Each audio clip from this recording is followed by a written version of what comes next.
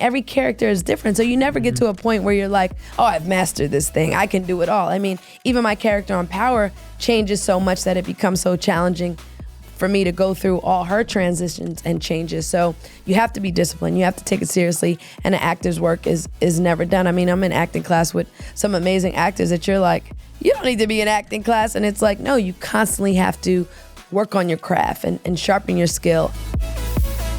Hey everyone, welcome back to On Purpose, the #1 health podcast for self, work, and love. Thank you so much for being here. I'm so grateful that you take time out of your days, evenings, wherever you are, to invest in yourself and personal growth. This is On Purpose. You're in the right place. And today's guest is someone that I can't wait to talk to. I'm always fascinated by people's meaningful experiences, unique perspectives, and backgrounds. And today's guest will not disappoint. Today's guest is absolutely incredible. I'm excited to hear about her perspectives and viewpoints on a few things that you'll really want to find out about too. And her background is phenomenal. She's an American TV personality. She's a New York Times best-selling author. She's an executive producer, a businesswoman, and an actress. Her name is Lala Anthony. Lala, thank you so much for doing this. I am so happy to be here. Thank you so much for having me. Well, no, thank you. This is exciting. I know, and I'm so grateful because we literally got introduced to each other recently. I know. And we're making this happen already. I know, but I feel like we've known each other forever. We're just like, hey, it's a great connection and a great feeling, and I'm happy to be here. Absolutely. And I'm just warning the audience, we were just about to get under a cover and go to sleep because it's very zen in this room. It's so zen in here. It's so zen. I was like, I just need a robe and a blanket.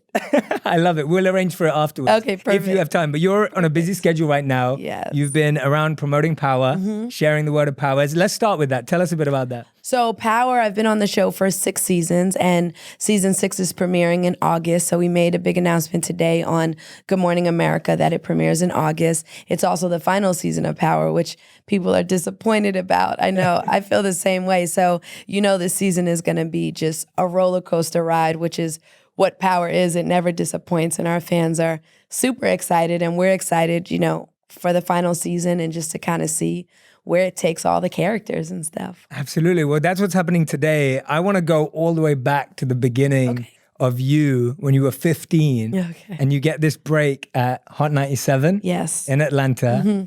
Tell me about why that experience was so meaningful to you and how that was such a great start for you. So it started because I've always just loved music, and I've loved hip hop music from before I could remember. And at 15, I remember hearing that the Wu-Tang Clan, they were opening up a clothing store in Atlanta, and I had just moved to Atlanta. And I was like, oh, I gotta go see the Wu-Tang Clan. Like, I gotta get there, you know, in line like everybody else, waiting, excited. And I saw these people like putting up posters and giving out flyers, and I was like, what do you guys do? And they were like, oh, we're interns for a radio station. And I was like, that's a cool job. I would do something like that. And they were like, well, here's the guy's number. You have to like call or email or something. So I ended up emailing, and he told me that you had to be 18 to get the job. So I went back to the hood, got a fake ID, said I was 18, and got the job as an intern. And that's kind of what started my career in radio, TV, acting, producing, film. But it all started with, you know, my love of music, my love of hip hop. So I'm always just so gracious to music in general because that's how my career started. I love that. Kids, go get a fake ID if you're too young to get a job. No, I love that. But sometimes what it takes is just that passion, that persistence. Exactly. You weren't going to take no for an answer. I wasn't going to take no for an answer. And I wasn't going to let 2 or 3 years get in my way. So I was like, no, I'm doing this. And it worked. And eventually I was honest and told the truth. But by then I had proven myself as a hard worker and dedicated and, you know, secured the job. And also at that time at the radio station, Ludacris was an intern as well. He was going by the name of Chris Lova Lova. And he had been there, you know, a bit before me, and we hit it off and we started a radio show together. But it's incredible when I sit back now and just see how far his journey has come. And then along with mine, like he used to just talk about, I'm gonna be this famous rapper one day. People are gonna buy my album. I'm gonna be an actor. I'm gonna do all these things. And to actually see how you can manifest something just by believing it and saying it, and then it really happens, is just such a fascinating thing to watch. I love that. And what's the difference that you've seen now that you're saying tracking your career, even Ludacris, who you worked with? What have you seen is the difference between people saying things are going to happen and then actually making them come true, whether it's manifestation or belief? What has been the difference? Because I'm sure you've heard a lot of people say stuff too and it didn't happen for them. I mean, I definitely think a lot of it is the work, putting in the work. It's really easy to just say, okay, I want to do this, but there's so much work behind it. And there's so many people or things that will get in the way of you becoming whatever. And a lot of us get so discouraged. Like by the time the third door is closed in your face, you're like, you know what?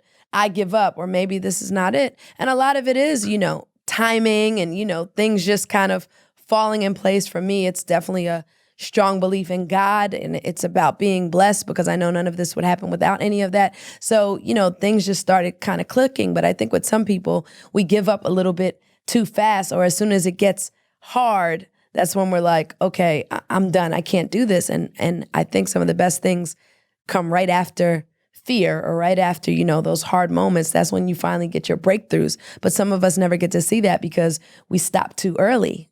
Yeah, you're so right. Yeah. Most of us stop too early. Yeah, I think so. You're so right. Whether it's that third door, fourth door, you never know whether it's going to be the 7th or the 70th. Yeah. But you got to keep going. What's been the fuel in your life that's like kept you pushing in those moments? So I'm super competitive. So I'm just like, no one's going to tell me no. I'm going to do this no matter what. And I have felt the way we just talked about when it comes to my acting career, because for so long it's like, okay, Lala from MTV or Lala the radio host. And when I wanted to transition into acting, I just felt like I wasn't being taken seriously because I was looked at all these other things. And I always talk to people about not allowing yourself to be put in a box, because people would love to put you in a box. Okay, you're, the host of this, that's all you can do. You are on the radio, that's all you can do. And I'm like, I don't understand that. Like, I'm in acting class. I'm taking it seriously. I have a passion for it. Why can't I do that as well? And so, it's all about breaking barriers. And to this day, I still have to do that because I'm still Lala from MTV. I'm still Lala, the radio host. I'm still Lala with all these other things behind my name. And I just want to be looked at as Lala, the actress who does an incredible job on, the show Power and other things I've done, and continue to grow from there. Yeah, and I love that. That's such practical advice for people today, because whatever our boxes are, everyone has them. Yeah. Everyone has them. So and whether it's boxes from your past or from even something like, at one point it felt like your biggest break, but then it becomes your box. It's so, right? That is true. And that's how I felt with MTV. Like, I have such a respect for MTV, and it did so much for my career. And at that point I was like, I'm an MTV VJ. Like, when I was a VJ, I was, 19 years old, and that's what everyone wanted to do. That was when they were like searching the whole country to hire a VJ, and I became one. And I remember it being like the biggest thing. And then as I was exiting from MTV, it became the box, because then it was just like, you're a VJ, that's all you can do. You can do nothing else.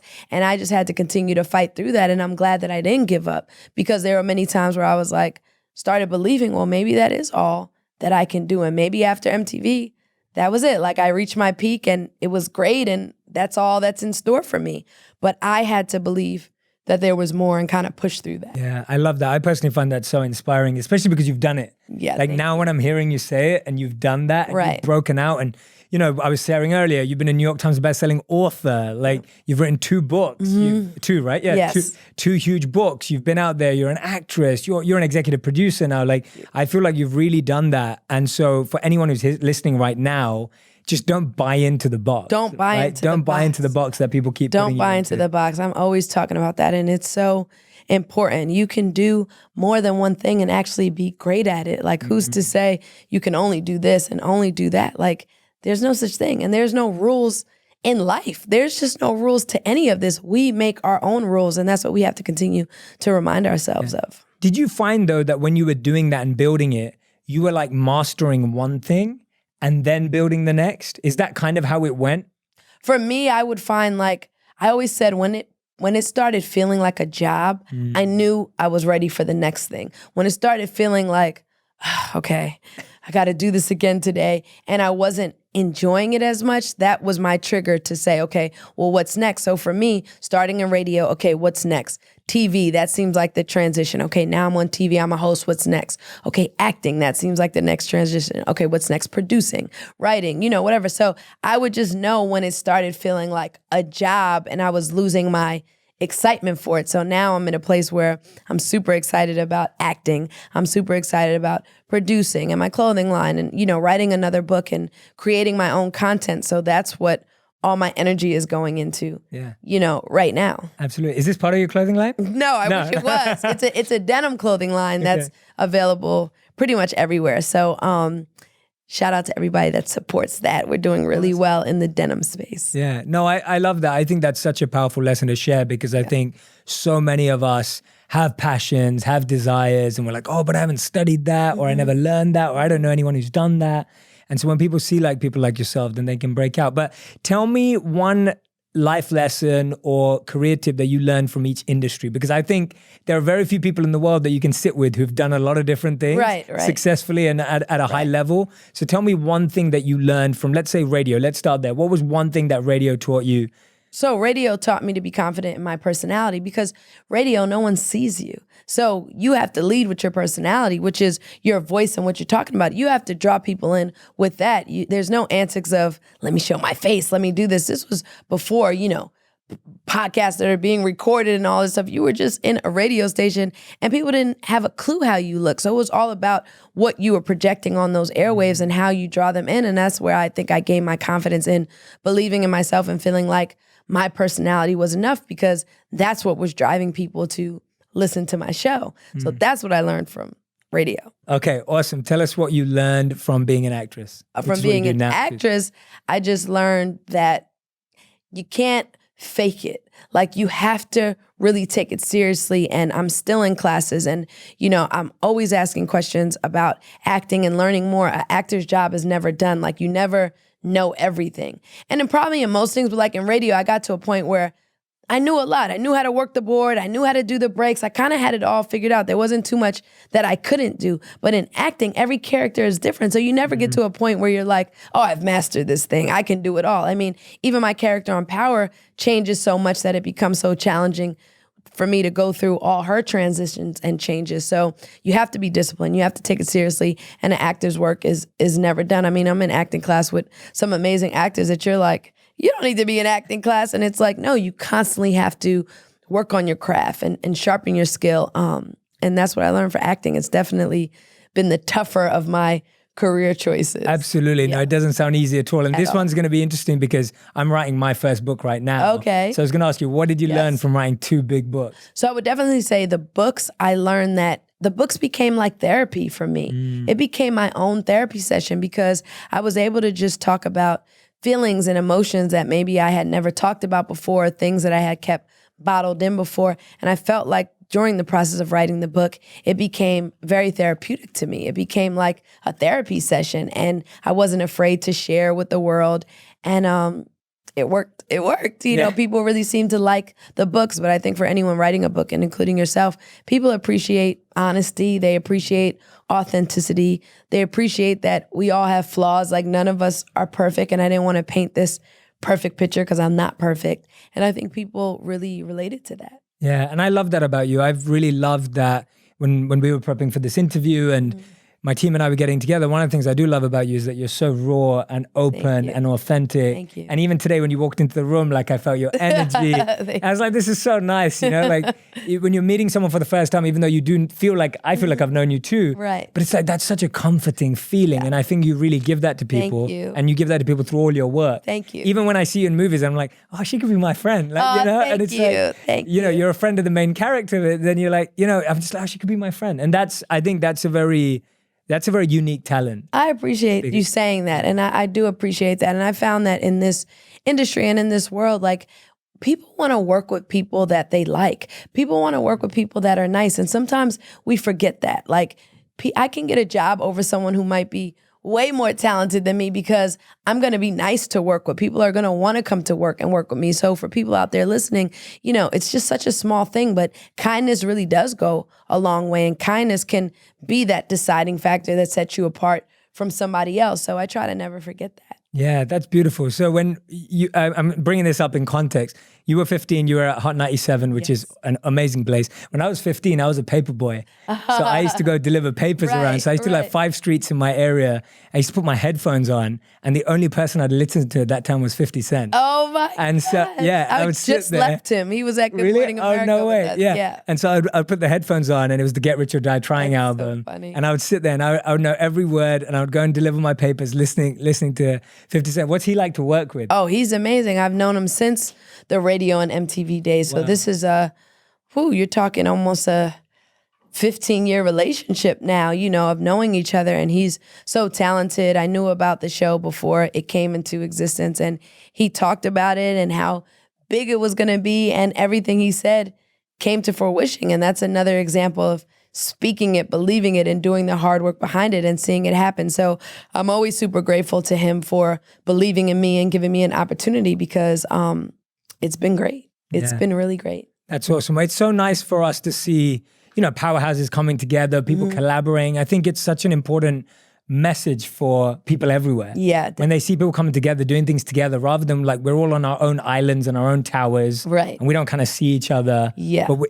to see that, I think is such a powerful message. No, too. it definitely is. And I think, that kind of energy feeds off each other, because when you're around someone that's powerful or successful, like, it motivates you and you want to go harder. So I like to surround myself with people like that keep me motivated, and I never feel like I'm doing enough, even though I barely sleep. I slept 2 hours last night. Oh, wow. I just am constantly moving. I'm also a mom, and that takes precedence over everything. But I love just being around people that motivate me to continue to be better. I love that. How have you done that? You brought that up, and I want to dive into that. How have you done that? You've continually evolved your career.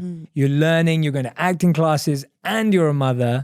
How have you done that? Because I get a lot of parents listening to the podcast. Right. A lot of people asking, hey, how do I balance my passion and my purpose and my side hustle and all this kind of stuff? So what are your thoughts on that? So I get asked that question a lot. And I think for me, I've been blessed to have a great family structure that can help me, be able to do multiple different things. But my son is always and will always be my top priority. So I think you have to prioritize, what's important. And I realized that we can't just do it all at one time. So I've gotten good at okay, this week, this is my, outside of Cayenne, my son, this is my priority. I'm going to focus on the clothing line stuff. Or I'm going to focus on power. I'm going to I just have to prioritize, because there's so much going on. If I'm trying to do it all in one day, I just don't feel like I do the best job at any of it. So I think prioritizing is the first step. Yeah, spot on. Yeah, you can have it all, just not all at the same time. That is very true. And I've always believed that. And as far as balance is concerned, balance is a funny thing, because I feel like balance changes, and at different points, something is losing out. So if I'm super, super about the career and that, maybe it's a little less time with Cayenne. If I'm all about Cayenne, then it's less time with the career. So some things, it's like a constant, tug of war, but you find a way to figure it out. Yeah, and I think we put too much pressure on ourselves. Yeah, we do. Because we're like, oh my God, everything's gonna be equal this week. I gotta spend equal amount of time on this and my kid and my project and the clothing line. Yeah. And you're gonna fail at that. You're gonna fail. And I think we also put ourselves on these timelines. Okay, it could be even an age timeline. By 30, I should be married with 2 kids and own a house and this. And by 35, I should have this. And then when you're looking and maybe life isn't panning out that way, all of a sudden you feel like a failure. You feel like you haven't met these timelines. And I think, we cannot put those pressures on ourselves. I mean, people have started careers way later in life. Now people are starting families way later in life. People are getting married later in life, and marriage isn't even a priority to a lot of people anymore. It's more about, career and being independent, different things. So you just kind of got to do what's best for you, and don't feel like it's a timeline you have to put yourself on, or a checkbox. Okay, 20, I did this, 25, this, 30, this.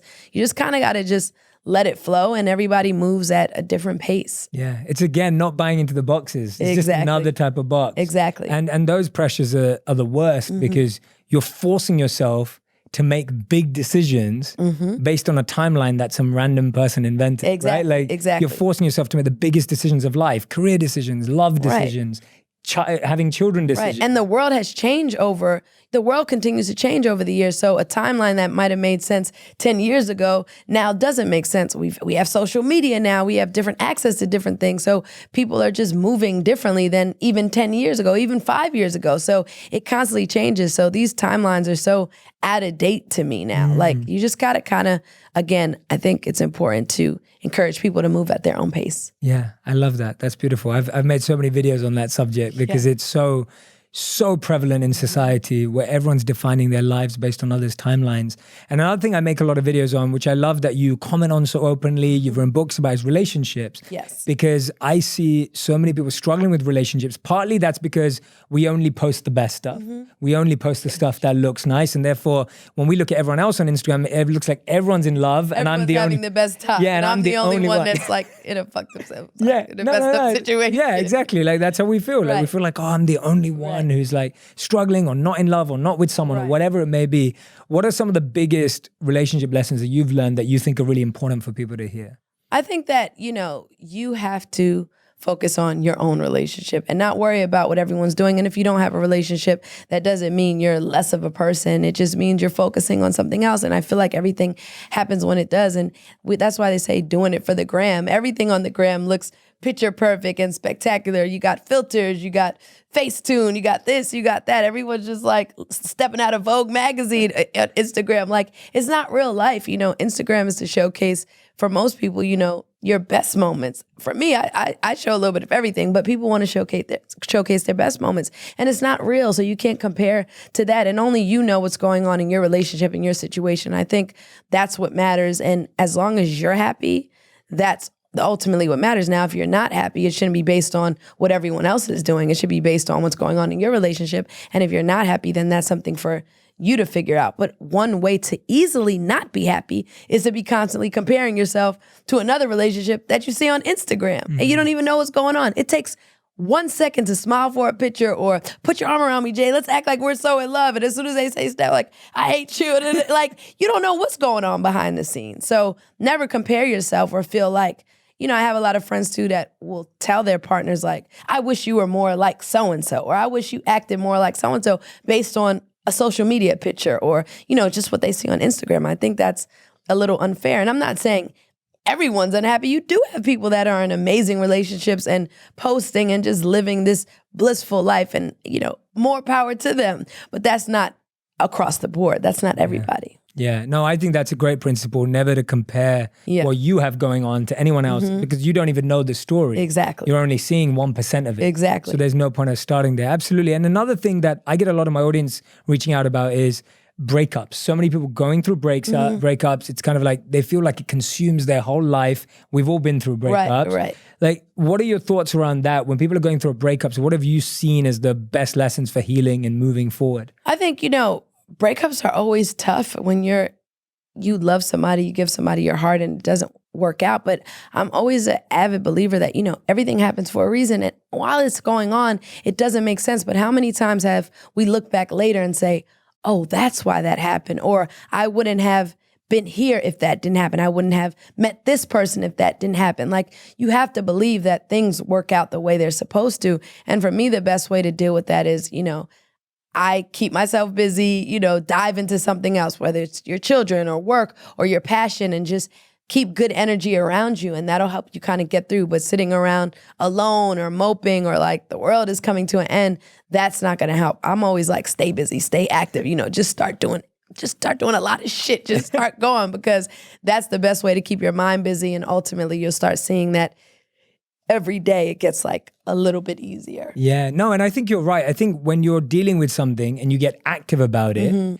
you don't just sit there and like overthink and procrastinate and then just overanalyze. Right. You start moving and then things start coming up. It's so true. And then you just have more momentum to deal with them. Rather than if you just sit there, you can just literally feel like everything's closing in on you. You definitely can. You definitely can. So I would definitely say, stay moving. And in the end, it all somehow makes sense. And again, when you look back, you're like, oh, that's why that happened, or that's why that didn't work out. I felt like, I've had breakups where I was like, this is the end. Like, I won't be able to wake up after this. Like, my life is over after this. And now looking back, it's like, I see why it happened that way. And maybe I wouldn't be where I am now if I stayed in certain situations that, were holding me back for whatever reason. So it all works out in the end. It definitely does. I get a real, like when I'm around you today, I'm getting a bit of like a spiritual frequency. I'm just like you're operating on some Well, I will vibe. say, Jay, you'll like this. I just got back from Hippocrates in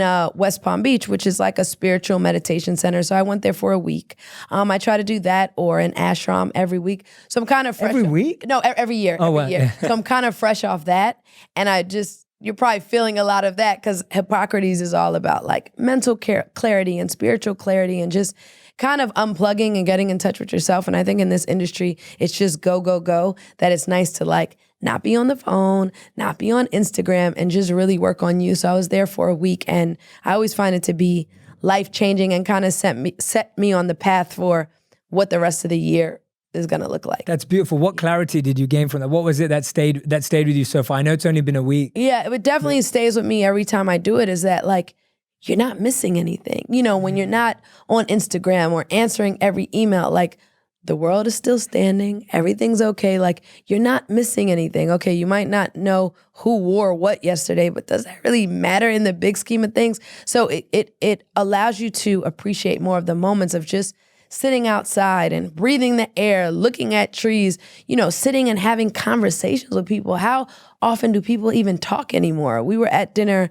last night and we were literally like, put your phones down, because everyone's just on their phone and no one's enjoying each other or having conversation. So at Hippocrates, you're forced to do that. And you're also forced to mingle with people that in your life you may have never crossed paths with, people from all over the world, people dealing with illnesses from, cancer to addictions to all kind of things. And you're sitting there and you're realizing that everyone is so similar and dealing with so many of the same things. So I was just inspired by a lot of those relationships and conversations that I had there. And I really felt like I made friends there that I'll have for the rest of my life. Oh, that's beautiful. Yeah, I do the same thing. So I don't know if I've told you before, if you knew that I lived as a monk for 3 years. Okay, I didn't know that. So I actually go back to India to live as a monk every year for 21 days again. So I did it for 3 years when I was 22 to 25. Okay. And then now every single year I go back for 21 days to an ashram. So when is your next one? January, usually every January to start my year. And then it's the same thing. It's like I go away for 3 weeks and my team's like, are you sure you want to go away for 3 weeks? What's going to happen? I'm like, no, trust me. Like my spiritual conviction is so high that if this commitment goes well and correctly, then everything else will fall into place. See that? But if you don't get this foundation right, everything else will fall apart. And another thing, you'll always find that it never feels like the right time. No. You can always talk yourself out of it. It's another podcast, another movie, another this, and it's like, now's not the right time. But if you don't put your foot down and make it the right time, it's never going to be the right time, because I can always find more work to do. I can always find more to put on Cayenne's schedule. I can always find more, but I had to just stop and say, I'm taking this week for myself to unplug and just do what I need to do. And I even felt like a week wasn't even enough. Usually at Hippocrates, it's the same thing as a 3-week program. Right. I couldn't do the 3 weeks, but when I was there, I could see how people easily do the 3 weeks. Like you feel like you need that. Yeah, absolutely. Yeah. And whenever I've done that, I've always realized that even if I've missed out on big things, when I come back, better things come to me. Yeah, for sure. And I've noticed that every time, and I'm not just saying that as a cliche, it's real. Like every time I go there, I make that commitment. I know I'm missing out on a few things, but as soon as I come back,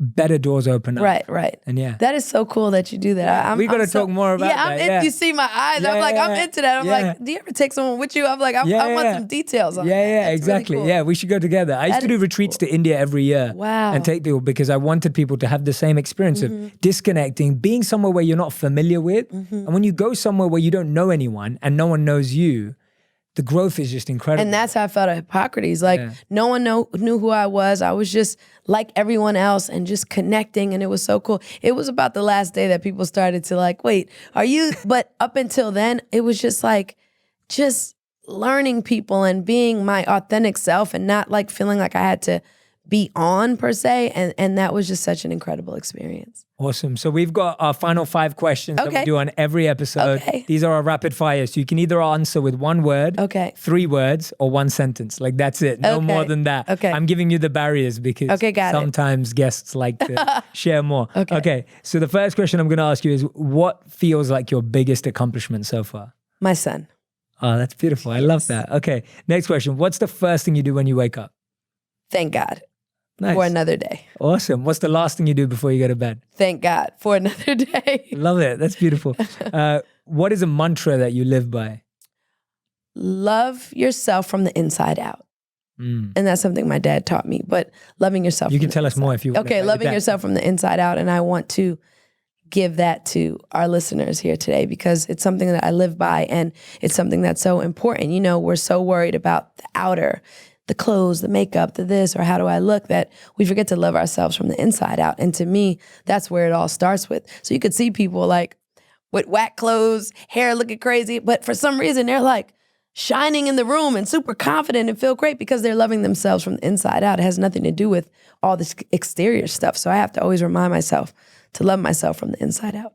Awesome. And fifth and final question, if you could get everyone in the world to do one habit or one practice every single day for 30 days, what would it be? I think it would be to look in the mirror and give yourself a compliment. I just don't think we do that enough. Like, we spend so much time wanting to get outside recognition or, you know, social media recognition or likes or comments. Like, we have to love ourselves and give ourselves that love before we expect to get it from anyone else or, you know, feel validated because it comes from everyone else. So that's the first thing I could think of. I love that. No one's ever said that before. That's awesome. I love the answer. Lala, you're amazing. We're going to have to do another one of these. I would love and to. go deep. Yeah, no, I got to hear about this India trip. Like, I have a lot more that we should definitely talk about. But I am so glad that you brought me here today. Yeah, me too. Thank you so much for coming on as well. Everyone, thank you for listening, watching, whichever one you've been doing, whether you're walking your dog, whether you're driving to and from work, or whether you're at work right now and you wanted a bit of a break. Thank you so much for tuning in. Make sure you share this. Tag me and Lala with your best insights, the best quotes that she said, anything that she said that resonated with you. Feel free to tag both of us on Instagram. Share those insights, spread the message. Thank you so much for listening and watching. Yes, thank you guys so much. I'm at Lala, so mine is super easy. So definitely find me on Instagram, Twitter, Facebook, all that good stuff. I'm dying to hear from everybody. I love interacting, and thank you so much for having me. Awesome. Thank you, Lala. Thank you so much. If you want even more videos just like this one, make sure you subscribe and click on the boxes over here. I'm also excited to let you know that you can now get my book, Think Like a Monk, from thinklikeamonkbook.com. Check below in the description to make sure you order today.